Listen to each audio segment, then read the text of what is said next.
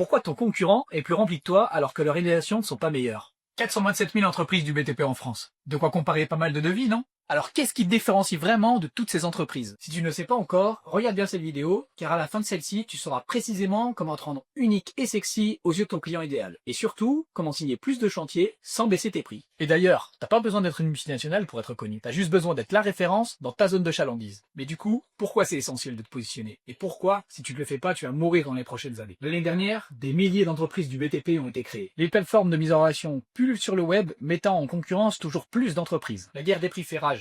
C'est le plus offrant qui remporte souvent le chantier. Pourtant, certaines entreprises ont choisi de ne pas jouer à ce jeu perdu d'avance. Leur ce fait, c'est un positionnement fortement ancré sur leur marché qui leur permet d'attirer les meilleurs clients. Il devient donc vital de te positionner, sinon c'est ton concurrent qui le fera à ta place. Tu dois comprendre quel problème tu résous chez ton client et surtout parler le même langage que lui. Parler de part close à un client qui est juste en train de se cailler les couilles chez lui, ça sert à rien. Mais du coup, comment définir ton positionnement? Pour ça, regarde simplement ce que font les meilleurs de ton secteur. Ils ont certainement une cible bien précise, particulier aux professionnels, avec une tranche de revenus spécifique, peut-être même une tranche d'âge, et ils sont surtout spécialisés. On veut pas d'entreprise fourre-tout. En fait, c'est comme quand tu vas au resto.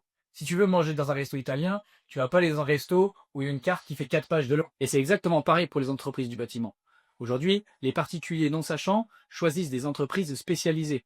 Quelqu'un qui veut poser un panneau solaire va choisir une entreprise spécialisée dans la pose et l'installation de panneaux photovoltaïques. Quelqu'un qui veut faire déboucher sa douche va choisir une entreprise spécialisée dans ce secteur-là. Il y a également la gamme de prix à prendre en compte. Est-ce que le positionnement est plutôt haut de gamme, standard, low cost? Et tu dois surtout te demander, qu'est-ce que tu as de plus que la concurrence? Les années d'expérience, une structure agile qui te permet d'intervenir plus rapidement que les autres, des certifications qui sont très demandées par ta cible, ou même quelques spécificités au sein du service que tu proposes. Ça peut être une livraison clé en main, une gestion administrative des dossiers, etc., etc. Tu dois donc regarder ce que fait la concurrence, ceux qui font comme toi, ceux avec qui tu te tires la bourre, ceux qui ressortent en rendez-vous commerciaux, et aussi ceux qui ressortent quand tu tapes ton nom sur Google. Comme je te disais, tu dois ensuite définir ta valeur ajoutée. Qu'est-ce qui te différencie de ses concurrents actuellement? Pour ça, tu peux t'aider de tes clients. Demande à tes clients pourquoi ils t'ont choisi toi et pas un autre. Ce qu'il faut comprendre, c'est que ton positionnement il est évolutif. En fonction des retours terrain, tu vas devoir le construire et l'améliorer. En fait, le positionnement, la première chose, ça va être de regarder ce que font la concurrence. Finalement,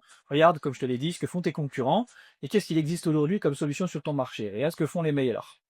Ensuite, demande-toi ce que toi, tu as de différent par rapport à ces concurrents-là. Quels sont tes critères de différenciation? Définis ensuite un message qui soit adapté pour tes clients et demande-leur des feedbacks. Typiquement, pourquoi tes clients t'ont choisi. Et en fait, tout ça, c'est une boucle itérative. Tu vas améliorer ton positionnement en fonction de l'évolution de tes concurrents, mais aussi des retours que tu vas avoir de tes clients.